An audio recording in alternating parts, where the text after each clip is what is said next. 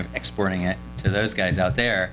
But we're trapping, in this case here, our peregrines don't usually migrate, so you have to go to them. You got to go to their nesting cliffs, and they're usually really high, inaccessible cliffs, and it's fairly difficult and arduous. Out in Texas, they come to you, and most of these birds are coming in from the tundra, like far, we're talking Greenland and the North Slope of Alaska. They come funneling down through the Gulf, like right against the shoreline of the Gulf of Mexico, and we're just out there trapping them. So it's somewhat of a working vacation, but it really is fun. You're on four-wheelers and you're catching peregrines, and we're analyzing them for mercury. We're also, this year in particular, there's the avian flu that you probably have read about, and it's really impacted a lot of poultry, in particular in the Midwest. But that is impacting a lot of species up north on the tundra, and so we're taking blood from the peregrines too, and trying to get a little bit of insight on what's going on as far as avian flu relative to peregrines. So. Again, it's a nice study species because it's that upper apex predator, and you can learn a whole lot about the environment just by looking at one species. But it's fun. If you guys ever come out, I can take you out on to some sites. Excellent. Thanks, Joe. Really appreciate it.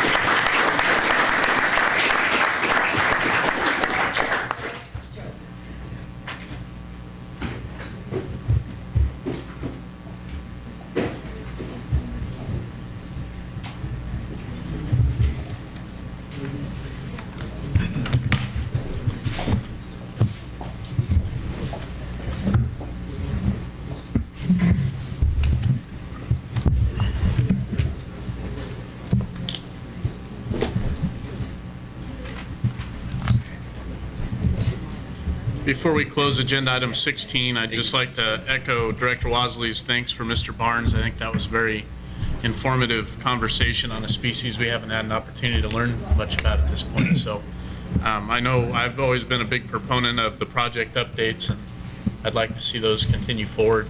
It's just a little more in-depth to what you give from the department activity reports. And Mr. Chairman, if I may, to that end, I've issue a call to any commissioner that has a desire to hear about a project. And as I said earlier, we try to take advantage of the geographic location of the meeting to bring in a local project, but certainly don't let that constrain your thinking. If there's some projects that you want to hear about or you know about, please let me know, and we'll try to get somebody to come in and present. Thanks for the opportunity. Anything else by the commission at this point? Okay, we'll close agenda item number 16. We'll move into our commission regulations for possible action and adoption. Item 17, Commission General Regulation 454, firearm carried during muzzleloader and archery hunts, LCB file number R007-15, Chief Game Warden Tyler Turnipseed for possible action. The commission will consider permanent adoption of a temporary regulation which expires November 1st related to the carry of firearms in the field while hunting under archery and muzzleloader regulation, including language from Assembly Bill 136 of the 78th legislative session. The regulation will change NAC 503-142 and 503-144 to allow the carry of personal protection handguns while archery and muzzleloader hunting. The regulation was in response to input from sportsmen and Assembly Bill 136 sponsor Nevada Assemblyman John Ellison to allow the carry of firearms while archery and muzzleloader hunting for protection from criminal activity and wildlife attacks. A workshop on the temporary regulation was held November 14th of 14 and adopted February 7th of 15 at the commission meetings.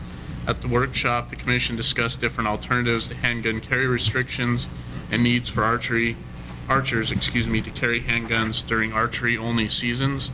The language was updated to reflect the changes requested by the commission by allowing a person to carry a handgun that is not scoped and has a barrel length less than 8 inches.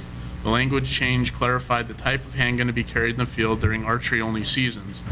Further language changes were added as a result of Assembly Bill 136 to also allow handgun carry during muzzleloader season.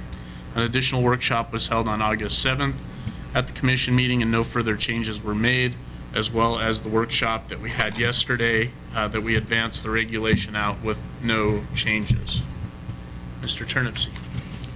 Thank you, Chairman Drew, members of the commission. That's about as good of intro as I could possibly give. As I mentioned yesterday, we workshopped this item last year and then adopted it as a temporary. Workshopped it again in August.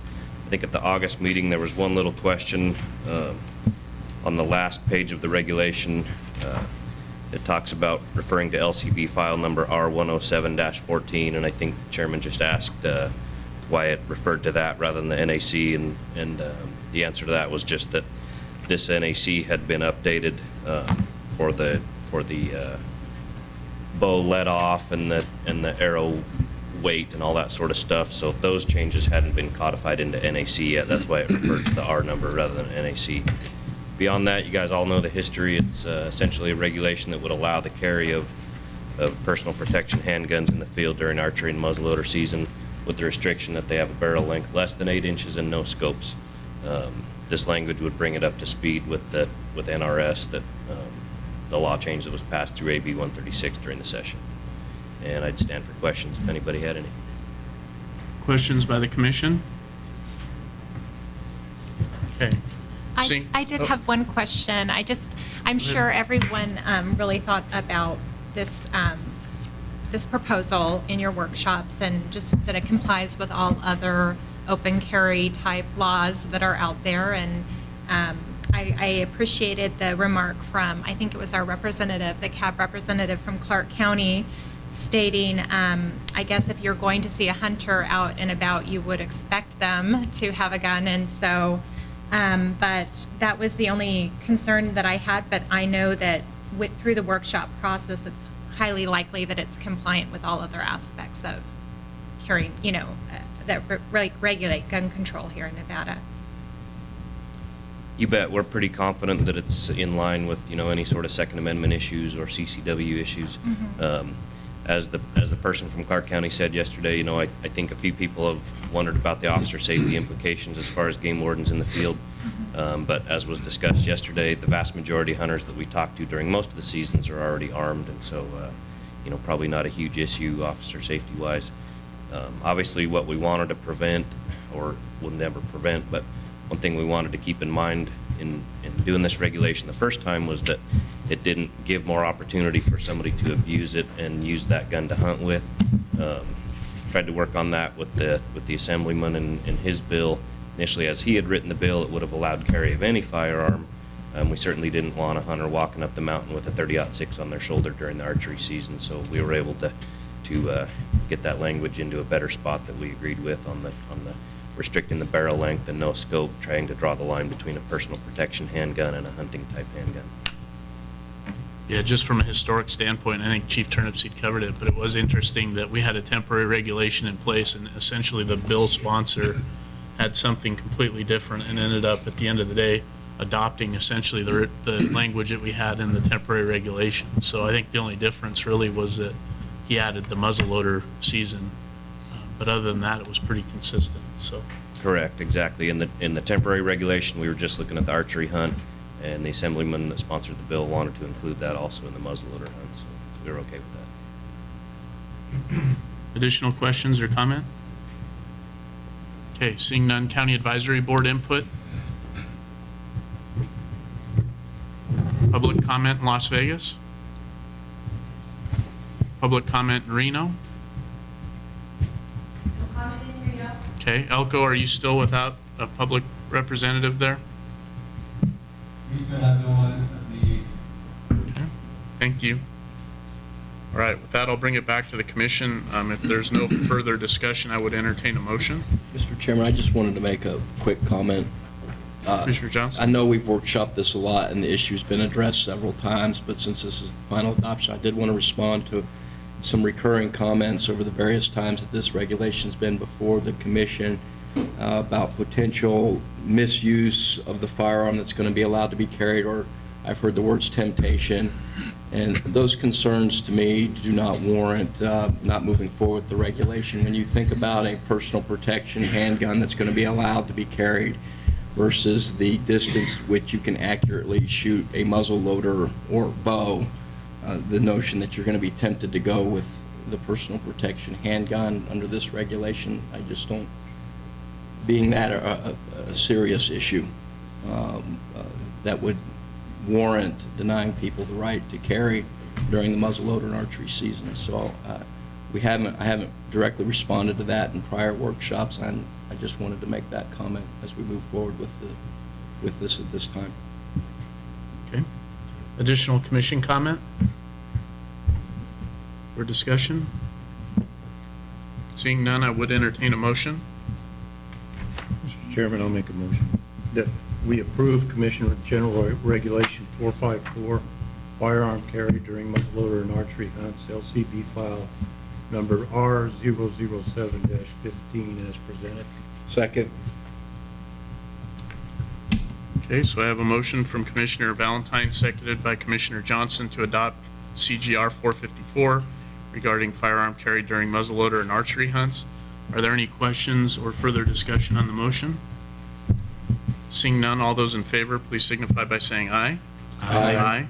All opposed? Motion carries 8-0 with Commissioner Young absent. We'll close agenda item 17. Move to agenda item 18, Commission General Regulation 455, Trapping Questionnaire Deadline and Trapping License Valid Dates, LCB file number R008-15, Management Analyst 3, Maureen Hollinger, for possible action. The Commission will consider permanent adoption of a temporary regulation which expires November 1st, relating to trapping questionnaires and trapping license valid periods. The regulation will add language to specify the valid period of a trapping license as July 1st through June 30th. The regulation amendment will also update the trapping questionnaire deadline language, changing the deadline from April 30th to May 31st, making it consistent with other department questionnaire language. The amendment includes adding authority for the department to prohibit the purchase of subsequent trapping license when trapper fails to return a questionnaire. This amendment will allow the department to administer the trapping questionnaire process effectively in regards to trapping seasons as established by the Commission, prohibiting sale and trapping license until the previous year's questionnaire is provided.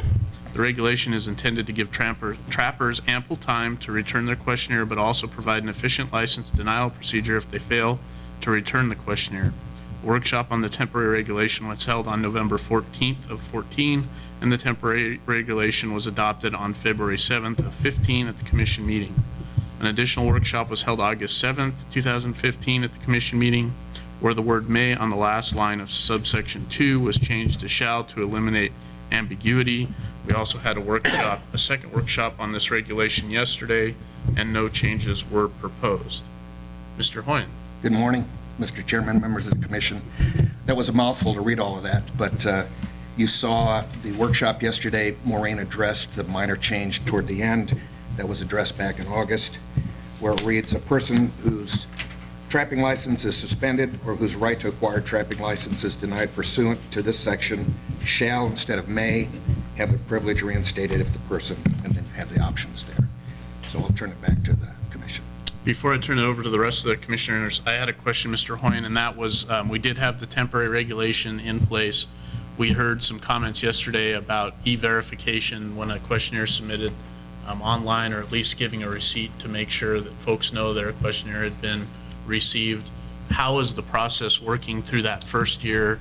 Do you see things we need to improve? I guess I'd like to ask Brian to address that, because that's coming through the game division, correct?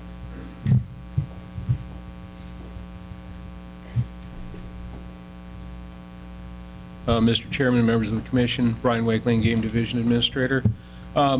We have had a variety of ways that we have allowed responses on this in the past, and in this transition, we kind of went to the having to return a mailed questionnaire. In the interim, any questions that had come up as a result of people that could not verify, we could not verify that they had actually submitted that. We've been working with them to try to get that, and we've been in some cases a little bit lenient, and so, but we are getting better. We are getting the reports in, and we are collecting the fees associated with any late reporting. As we move into the future, we do plan to have this available online. That would indeed give some verification to the applicant that says, yeah, I have indeed got that accepted. And have we made the questionnaire available online, or is it simply hard copy at this point? After the change took place this year with the temporary NEC, it was not online. It was only through a mail-in, but prior to that, it had been available online as well. Okay. I know we had talked about maybe moving that way, or at least making that an option, so I Absolutely. assume that's still. That is our intent. The other question that I think that came up is looking at some stiffer penalties, and I think what we had looked at when we originally put this in was matching up with the big game return questionnaire and having some consistency there. I think there may also be an NRS which sets some of the maximum penalties that we can allow. I don't know if there was any comment to that. either, Mr. Brian. Chairman, you're absolutely correct. The fine that is, or the fee associated with getting back in, that is absolutely correct. It is established in NRS, and so we don't have any flexibility on what we can charge on that.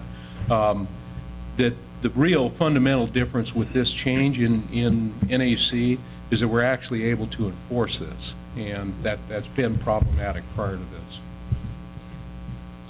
All right, additional questions for Mr. Wakeling or Mr. Hoyen? All right, seeing none, I'll open it up. County Advisory Board input on number 18. This is the trapping questionnaire deadline and trapping license valid dates. Public comment, Las Vegas. Public comment in Reno. Okay. Elko, you're still alone? Yes. All right. I'll bring it back to the commission. Is there any further discussion or questions? I wanted to Commissioner add Hobbs? a couple points, if you don't mind. I definitely paid attention yesterday and was hearing most of the public discussions. They stem and concern and touch these types of laws and regulations. And given that and my relative newness serving on the commission, I just took some extra time to look over this regulation and overall understanding how sensitive this topic is to some people. I think that the regulation actually does lend an enforcement arm where there was one lacking, so that's actually a good measure in the regulation. And I also believe it allows the agency to be more efficient over time in terms of expense and processing of certain applications or permits. So that being said, I did listen to the comments and concerns, and I have taken those into consideration, and I do see some pros and cons, but I feel that it looks to me like there is actually the deterrent and enforcement mechanism, and I think that's a pro versus a con overall. Additional comments? I would just echo, we've worked on this actually for quite a while now. It's something I think that came originally out of our trapping committee discussions. I think it's a vast improvement. It's much more streamlined. It allows the department to be more reactive and address some issues. It allows us to get some better information coming off the backside. So in my opinion, this is a night and day improvement as far as I'm concerned, and I've been supportive of this, I think, since day one. So additional discussions? If not, I would entertain a motion. Mr. Chairman, I'd move that we approve Commission General Regulation 455, trapping questionnaire deadline and trapping license valid dates, LCB file number R008-15. Second. I have a motion from Commissioner Johnston, a second from Commissioner Wallace to approve Commission General Regulation 455 regarding trapping questionnaire deadline and trapping license valid dates as presented, and that would include the change from the previous workshop, not yesterday's, but Yes, it's as it's presented in the background material. Any discussion or further questions on the motion? I just have one more point to make. Like I said, I think this is an improvement, and we can always improve more over time, but I think it's a step in the right direction. Any other discussion or question? Seeing none, all those in favor, please signify by saying aye. Aye. All opposed? Motion carries 8-0 with Commissioner Young absent. We'll close agenda item number 18. Move to agenda item number 19. Commission General Regulation 456, Special Incentive Elk Arbitration Panel, LCB file number R031-15. Game Division Administrator Brian Wakeling for possible action. The Commission will consider permanent adoption of a temporary regulation which expires November 1st of 15 related to amending NAC 502.42283, by which the commission may facilitate decisions by appointing or serving as an arbitration panel should arbitration of elk incentive tag awards become necessary, and other matters related thereto. A workshop on the temporary regulation was held on March 20th of 15, and the temporary regulation was adopted May 15th of 15 at the commission meetings. An additional workshop was held on August 7th of 15 at the commission meetings, and no further changes were made. We also had a workshop yesterday with no proposed changes. Mr. Wakely. Thank you, Mr. Chairman, members of the commission. Brian Wakeling, Game Division Administrator. As you pointed out, this is an amendment to current regulation that allows the commission a little greater flexibility in the process by which arbitration may occur. The commission has already handled one arbitration process through this through the temporary NAC, and so at this point in time, it allows the commission to either appoint a arbitration board or serve as that themselves. I don't really have any further elaboration at this point, so if you have any questions, I'd be glad to address them. Questions for Mr. Wakeling? Okay, any discussion before I open it up? County Advisory Board input on number 19. This is the Special Elk Incentive Arbitration Panel Regulation. Public comment in Las Vegas? How about Reno? Okay, with that I'll bring it back to the commission. Is there any further discussion or question? If not, I would entertain a motion. Mr. Chairman, I move that we approve Commission General Regulation 456, Special Incentive Elk Arbitration Panel, LCB file number R031-15. Second. Okay, I have a motion from Commissioner Johnston, a second from Commissioner McNinch to approve Commission General Regulation 456, Special Incentive Elk Arbitration Panel as presented. Are there any questions or discussion on the motion? Seeing none, all those in favor, please signify by saying aye. Aye. All opposed? Motion carries 8-0 with Commissioner Young absent. We'll close agenda item number 19 and move to agenda item number 20, Commission General Regulation 457, Award Issuance and Use of Tags, LCB file number R030-15, Game Division Administrator Brian Wakeling, for possible action. The Commission will consider a permanent adoption of a temporary regulation which expires November 1st, amending license issuance and use clarification for elk incentive tags. Elk incentive tags were designed to be issued in association with bull hunts and seasons. Subsequent to initial NRS and NAC adoption, spike hunts have been developed, and antlered tags do not clearly denote the appropriate quota or season for which the incentive tags are intended. The amended formula will account for the harvest of spike elk, but identify seasons for incentive tag use and other matters relating thereto. A workshop on the temporary regulation was held on March 20th of 15, and the temporary regulation was adopted on May 15th of 15 at the commission meetings. An additional workshop was held on August 7th, at which time at the commission meeting, and the definition of the TSH was changed to read the total number of spike elk harvested in spike-only hunts in the previous year in the unit or units within the management area or areas in which the private land is located. The new language was inserted, was in spike-only hunts. This is to make clear that the TSH would be limited to the total number of spike elk harvested in the spike-only hunt. We did have a second workshop yesterday, and no additional changes were recommended. Mr. Wakeling. Thank you, Mr. Chairman, members of the commission. Brian Wakeling, Game Division Administrator. This was as I mentioned yesterday, this was a rule amendment that was suggested by one of our county advisory boards, or at least brought to our attention. We've discussed this numerous times. Essentially what had happened with the evolution described with antlered hunts and the addition of spike hunts is that at that point it kind of opened a door to something that had not originally been intended. Spike hunts were a new addition, and so what the whole intent of this amendment is to return it back to the original intent, to keep bull hunts and incentive tags associated with those don't occur with spike hunts, don't occur during spike seasons. And it was modified to include within that the overall harvest, to include the harvest of the spike. So that was added early on. And then that clarification that was added at the last commission meeting did it, as we've done further analysis of it, does it precisely what it was intended to do, was what the original intent. And so at this point in time, you know, with no changes coming out of the workshop yesterday, we feel very comfortable with what's proposed. Questions for Mr. Wakeling? Is there any discussion before we open it up? Commissioner Hobbs? Yes, I'm sorry. I'm going to have a couple questions as I get up and running, but I'll get there.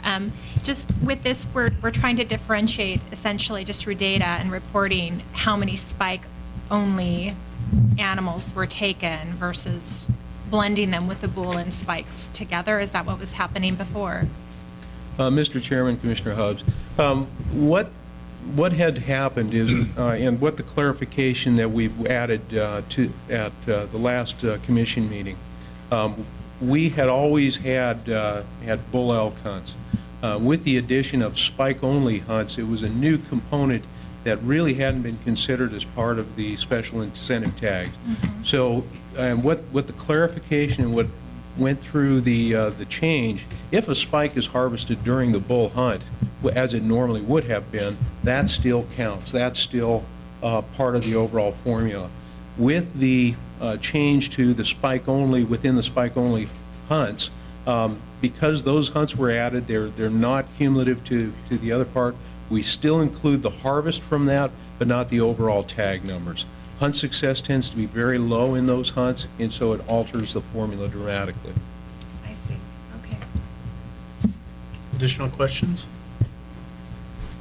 Is there any discussion by the commission before we open it up? Okay, County Advisory Board input on item number 20, which is issuance use of elk incentive tags. Public comment in Las Vegas? Reno? Okay, seeing none, I'll bring it back to the commission. Is there any further discussion or question? If not, I would entertain a motion. Mr. Chairman, I'll make a motion to approve Commission General Regulation 457, awards issuance and use of tags, LCD file number RO 30-15 as proposed. Second. Okay, I have a motion by Commissioner Bliss, seconded by Commissioner Johnston to adopt Commission Regulation 454 as presented today. Are there any questions or discussion on the motion? Seeing none, all those in favor, please signify by saying aye. Aye. All opposed? Motion carries 8-0 with Commissioner Young absent.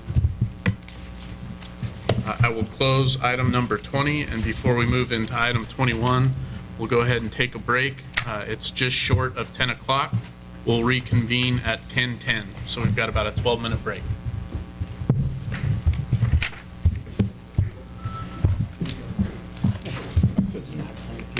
Snack time.